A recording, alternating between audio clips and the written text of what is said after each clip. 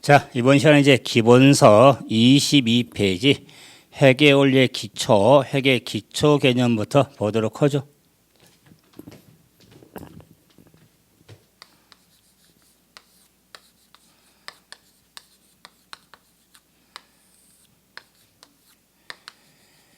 자, 회계 원리 기초의 회계 기초 개념. 자, 기초 개념. 자, 을 살펴보기 위해서 자, 회계 원리의 회계라는 표현도 하고 자, 경우에 따라서는 부기라는 표현도 하는데 회계하고 부기의 관계가 어떻게 되고 회계가 뭐고 부기가 뭔지 목적 그다음에 분류 이런 기본적인 내용을 좀 하고 있어야 되는데 회계하고 부기를 정리할 때는 자, 큰 원에 자, 하얀색을 알파벳 A라고 두고 자, 큰 원 안에 자, 노란색으로 자, 늘어서 이걸 B라고 하자. 그래서 회계하고 부기는 A, B라고 이렇게 표현할 수가 있는데 자, A 하면은 자,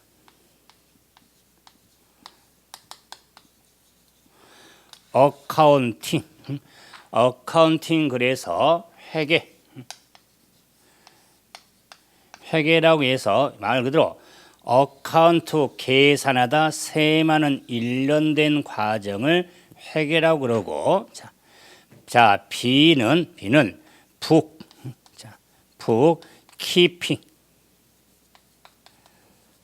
북키핑을 자 북이라고 하는 겁니다. 북키핑을 북이 라고 하더라. 자, 그래서 회계하고 부기 관계는 이런 자, 일명 여기에 자, 손잡이 하나 만들어 두면은 자, 후라이팬이죠. 그래서 부기 회계의 관계는 계란 후라이를 염두에 두면서 뭐 우리가 후라이 하니까 뭐 뻥이다 그런 뜻 아니에요. 우리가 후라이팬에다가 계란 달걀을 줍니까? 자, 그래서 후라이 할 때 이런 자, 정리는 틀어서 그래서 결론적으로 회계 시스템은 부기성 훨씬 더 광범위한 개념을 담고 있는 게 회계라는 걸 알 수 있죠. 자, 그럴 때 자, 회계는 계산 세마는 과정을 회계라고 하는데 이 회계는 자, 한정된 자원. 우리가 자원이라고 하는 건 뭐 무궁무진한 거 아니죠. 한정된 자원의 효율적인 배분을 하기 위해서 회계정보 이용자가 있는데 자, 회계정보 이용자가 한정된 자원에 자, 유용한 의사결정을 하는 데 있어서 자, 유용한 정보를 자, 제공하는 것을 자, 회계라고 이야기하면서 자, 회계는 회계정보 이용자에게 한정된 자원에 있어서 의사결정을 하는데 그런데 유용한 정보를 제공하는 것을 회계라고 한다. 계산 세만 걸 통해서 자, 이걸 회계라고 한다면 북이라고 하는 것은 자, 북은 장부죠. 키핑은 기입하고 일련된 유지하다 기입하다 일련된 과정이죠. 그래서 부기는 장부에 기입하다를 장을 띄고 입을 띄어서 부기라고 하는 겁니다. 그래서 부기는 장부에 기입하는 일련된 과정을 부기라고 하는데 그러면 장부에 기입을 하기 때문에 기업의 재산 상태 증감 변화를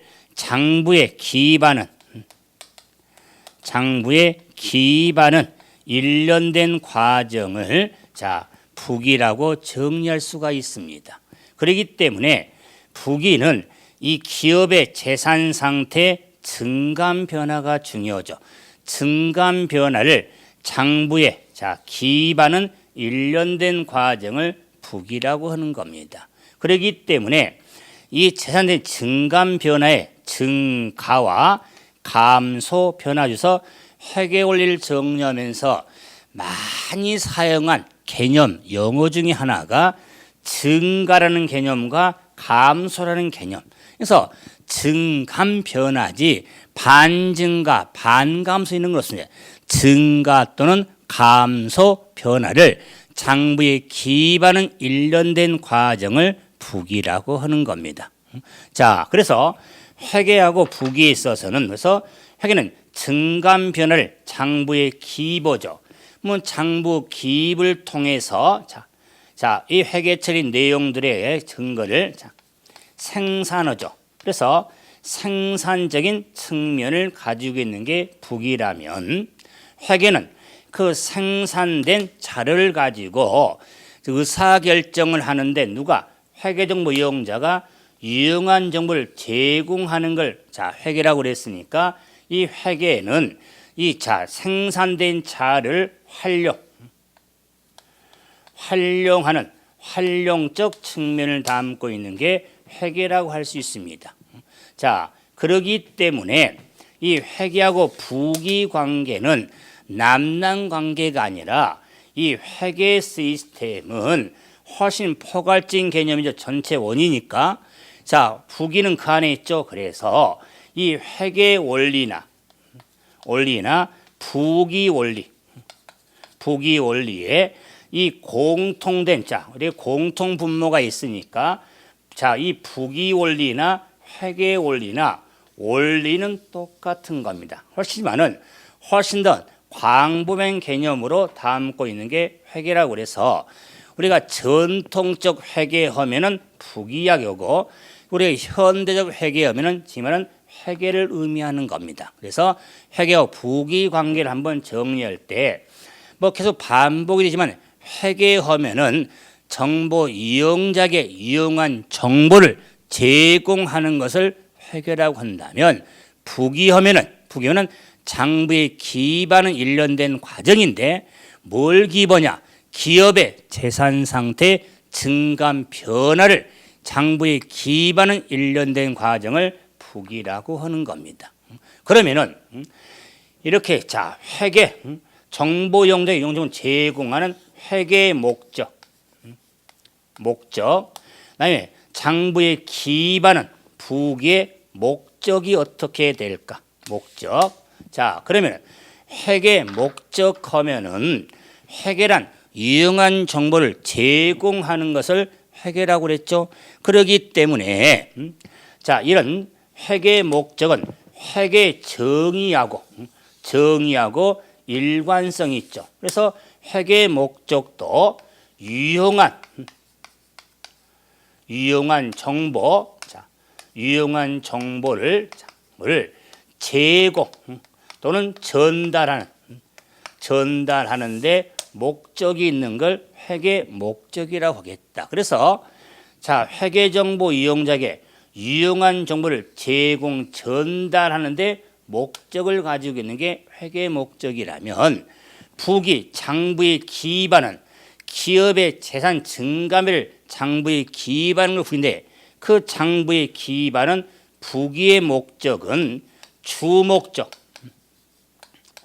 주목적과 부목적으로 구분이 되어지는 겁니다. 그래서 장부에 기입하는 주목적 하면은 크게 두 가지가 있는데 첫째는 기업의 재무 상태 들어 실천은 재무 상태를 파악하기 위해서 또는 경영 성과를 측정하기 위해서 장부에 기입하는 부기의 주목적이 되는 겁니다. 그래서 재무 상태를 파악하고 경영 성과를 측정하는데 목적을 두는 게 부기의 주 목적이라면 이 보조 목적과 주역은 그럼 장부의 기반은 자, 이 부목적은 자, 정보 이용자에게 자, 유용한 정보를 제공하는 것은 부기의 부목적이지 주목적은 아니다. 이 장부의 지금까 재무 상태를 파악하고 성과를 측정해서 생산된 걸 가지고 정보 용자를 제공하는 게 회계가 되기 때문에 회계 주목적은 정보 전달이지만 부기에서는 부목적의 의미가 된다. 장부에 기반한 걸 부기라고 하기 때문에 자, 그리고 뭐 유용한 정보정뿐만 아니라 과세 자료, 과세 자료의 근거를 또는 신용 공여의 자료 등을 활용하는데 부기의 부목적이 있는데 이런 건 굳이 뭐 암기할 필요가 없다. 부기의 주목적이 아니면 당연히 보조 목적이 되는 겁니다. 그래서 이 주목적도 반복이지만 재무 상태를 파악하기 위해서 작성한 표를 재무 상태표라는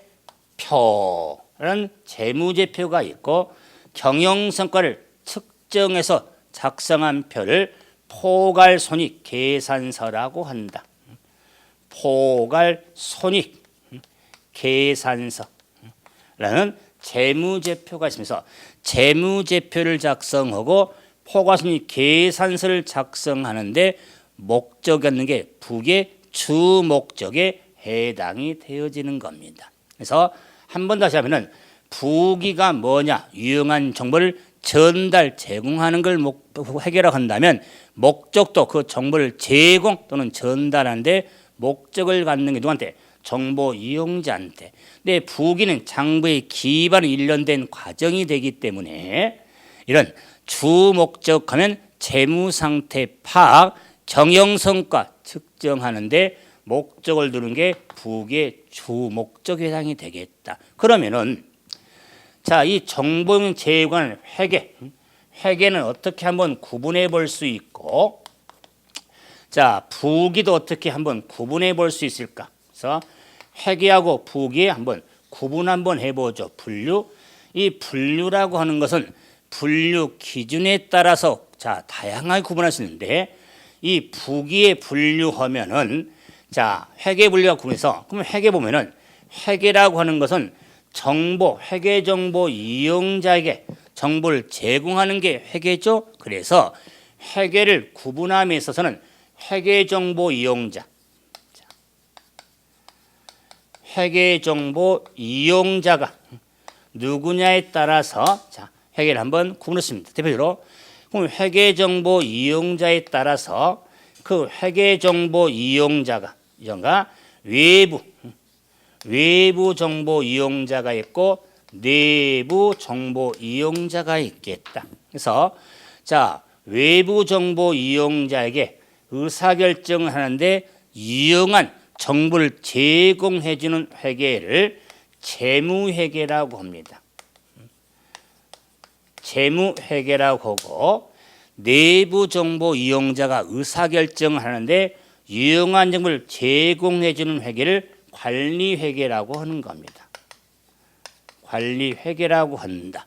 그래서 자, 관리회계는 재무에서 몇 가지 특징이 있는 것은 심화과정 내용이니까 자, 회계를 크게 구분했을 때 회계 정보 이용자가 누구냐 해서 외부 정보 이용자 하면은 주주라든가 종업원이라든가 채권자 등이 외부 정보 이용자죠. 그럼 자, 내부 정보 이용자 하면은 자, 경영진 뭐 일명 CEO 등이 내부 정보 이용자가 되겠다 그 말이에요. 그렇기 때문에 뭐 굳이 뭐 외부 회계 정보 이용자와 내부 회계 정보 이용자를 구분해봐라 그런 문제 유용성은 없습니다. 당연히 기업의 외부하고 내부, 기업을 직접 운영 경영진 등이 내부 정보 이용자고 외부 정보는 주주들이 있죠. 채권자, 종업원 등이 또 정부 등이 있겠죠. 이게 외부 정보 이용자에 해당이 되는 겁니다. 그렇기 때문에 자, 우리 회계 원리의 시험 범위도 이런 재무회계 영역만 출제된 게 아니라 관리회계 영역도 출제돼서 자, 내부정보 이용자의 의미로 저희를 원가회계라는 또 표현을 씁니다. 원가회계도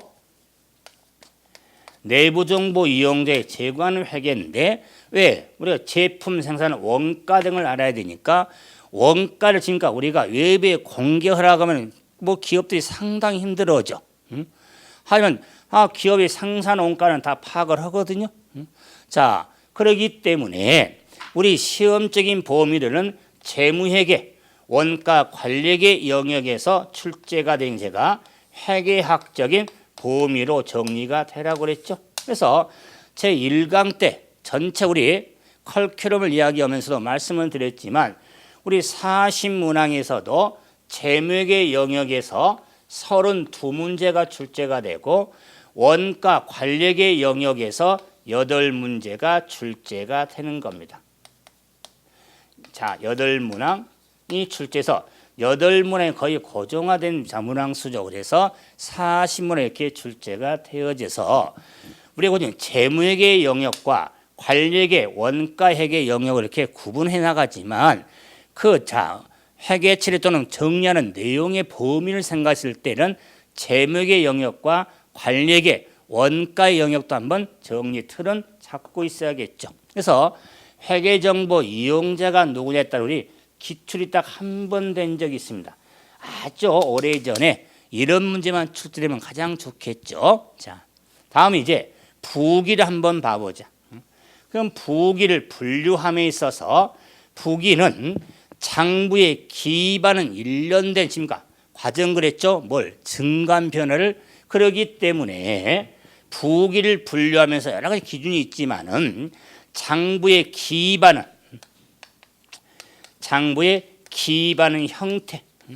기반의 형태에 따라서 자, 부기를 구분할 수 있는데 그 기반의 형태에 따라서 단식 부기하고 복식 부기로 구분해 볼 수가 있습니다. 단식 부기하고 복식 부기로 구분해 볼 수 있다. 자, 그러면은 장부의 기반의 형태니까 자, 이 장부의 기반의 형태가 자, 원리 원칙, 일정한 원리 원칙이 있는데 자, 원칙. 그래서 단식 부기는 이런 장부의 기입을 할 때 원리 원칙에 의하지 않고 단순한 상식적인 수준에서 기록하는 것을 단식부기라고 하겠다. 그런데 복식부기는 이런 기입을 할 때 원리 원칙에서 자, 장부에 기입하는 것을 복식부기라고 하겠다. 그래서 단식부기는 주로 가계, 집에서 가계부 등을 작성할 때 단식부기가 되죠. 그런데 복식부기는 주로 기업의 입장에서는 복식부기로 장부에 기입하죠. 옳지? 그러기 때문에 우리가 부기하면은 특별히 언급해서는 복식부기를 의미한 겁니다. 복식부기를 의미한다. 그래서 자, 우리가 부기도 원리 원칙이냐 그렇지 않냐 이런 차이점이 있으니까 우리가 스포츠 종목에 단식 경기가 있고 복식 분기가 있죠. 복식 경기. 그러면 단식 경기하고 복식 분기 있는 자, 스포츠 종목은 단식은 한 사람씩 네트에 갈라서서 배구공이 이번에는 탁구공이든 자는 테니스공이든 넘기고 또 넘기면 되죠. 자, 그 라인 안에 그런데 복식은 룰이 있잖아요. 룰. 그 룰을 지켜서 자, 자기 앞에 와서 자기가 차는 순서가 아니라면 치면은 점수 잃잖아요. 그렇기 때문에 당연히 자, 스포츠 종목도 단식은 복식에서로 약속이 많이 돼 있지. 룰을 지켜야 되니까. 탁구 경기를 보면니까 자, 서브 넣으니까 뒤에 손가락 막 하고 그러잖아요. 어느 서브를 넣을 테니까 넘어올 거 잘 봐서 하자. 자, 그런 식으로 서로 룰 약속이 있잖아요. 제가 방금 약속 언급을 했는데 회계 원리를 정리하면서 이런 원리 원칙이니 이 원리 원칙은 약속입니다. 이 약속 뜻대로 기록하자 그 말이에요. 자, 그래서 단식보다는 복식이 훨씬 힘들죠. 공부하면서도 만일 상신 수준에서 단순히 현금의 수지 등만 기록한다면 쉽지. 수익 금액이 얼마고, 즉 얼마 급여를 받아서 봉급 받아서 월급 받아서 얼마에 달했었고 얼마 남았다, 얼마 부족하다, 얼마나 편해요.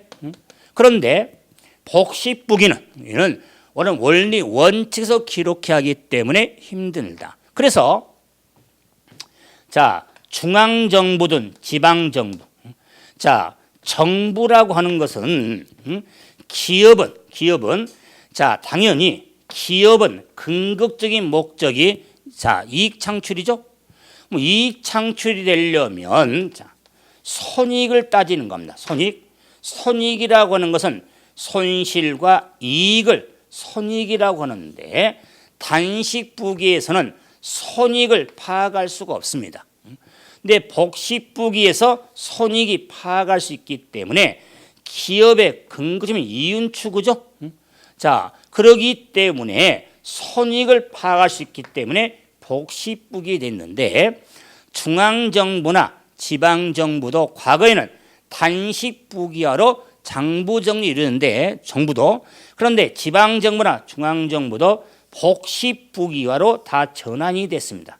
복식부기로 전환이 됐다.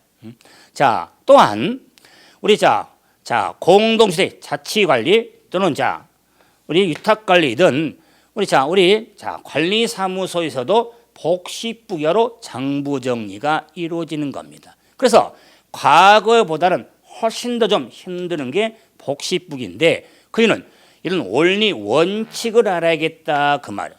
그런 원리 원칙에서 기록이 정리해서 손익을 파악할 수 있기 때문에 복식부기화로 되어 있는데 그러므로 원리 원칙하면 크게 두 가지가 있습니다. 원리 원칙은 크게 두 가지가 있는데 들어도 싫지 않는 거래 이중성과 대차평균의 원리가 있습니다.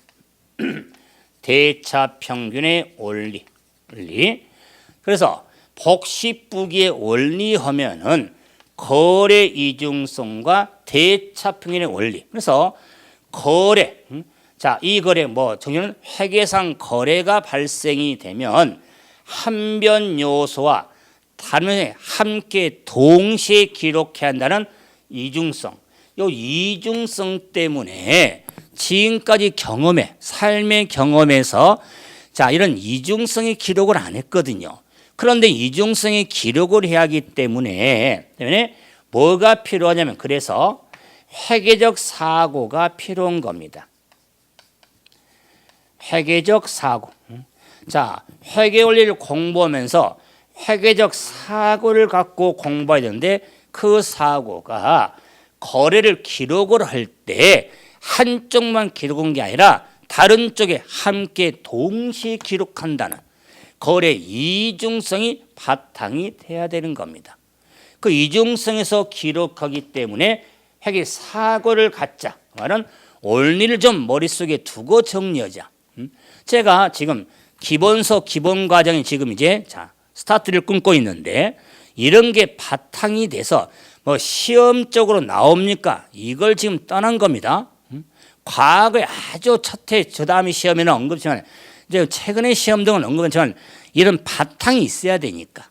그랬을 때 거래 이중성, 거래가 일어나면 장부에 한변 요소와 다른 면을 함께 동시에 기록한다는 거래 이중성. 그럼 거래 이중성의 대차라고 하는 건 대변과 차변. 한 변을 대변, 한 변을 차변이라고 하는데 대변과 차변에 함께 동시에 기록하는데 그 차변과 대변에 기록한 합은 반드시 평균 일치한다는 원리가 대차평균의 원리라고 하더라. 그렇기 때문에 한변 요소와 다른 요소에 함께 기록을 해서 그 결과가 차변의 합하고 대변의 합은 반드시 일치한다는 게 대차평균의 원리에 해당이 되어지는 겁니다. 그래서 복식부기 원리 하면은 거래 이중성과 대차평행의 원리. 그러면 자, 거래를 기록할 때 한변 요소의 차변과 다음은 대변에 어떻게 기록해야 되냐? 그게 다음 단원에 나오죠. 다음에 약속된 내용들이 나올 텐데 그걸 바탕이 돼서 장부에 기록을 하고 그 기록했던 차변의 합하고 대변의 합은 반드시 일치한다는 대차평의 원리에 따라 작성이 이루어지는 겁니다. 그렇기 때문에 복식부기는 거래 이중성과 대차평의 원리에 따라서 작성하는 기록하는 걸 복식부기 되기 때문에 복식부기가 지금까지 사용되는 가장 큰 것은 복식부기는 자기 검증 기능을 수행할 수 있기 때문에 거래를 차변과 대변에 함께 동시에 기록하기 때문에 자기 검증 기능을 수행할 수 있기 때문에 복식부기가 그런 500년 지금 지났지만 널리 세계적으로 활용을 하고 있는 겁니다. 그런다 그래서 복식부기로 자 이중성과 평행을 올려서 기록한다고 해서 모든 잘못된 회계처리 오류를 발견할 수 있는 건 아니에요. 자 하지만은 이런 잘못을 쉽게 파악할 수 있는 것은 복식부기의 장점이다 그 말이에요. 그래서 모든 오류를 발견할 수 있는 건 아니다. 이걸 또 우리가 과정적으로 시삼표란 걸 정리할 때도 아마 그 내용이 또 반복이 되니까 이런 자기 검증기를 수행할 수 있다는 장점을 갖기 때문에 자 단식보다는 복식이 널리 활용이 되어지고 있는 겁니다. 그래서 자 회계가 뭐냐? 그다음에 목적 분류, 부기가 뭐냐? 그다음에 부기의 정의 의의와 자 목적 분류까지 한번 활용 한번 해봤죠.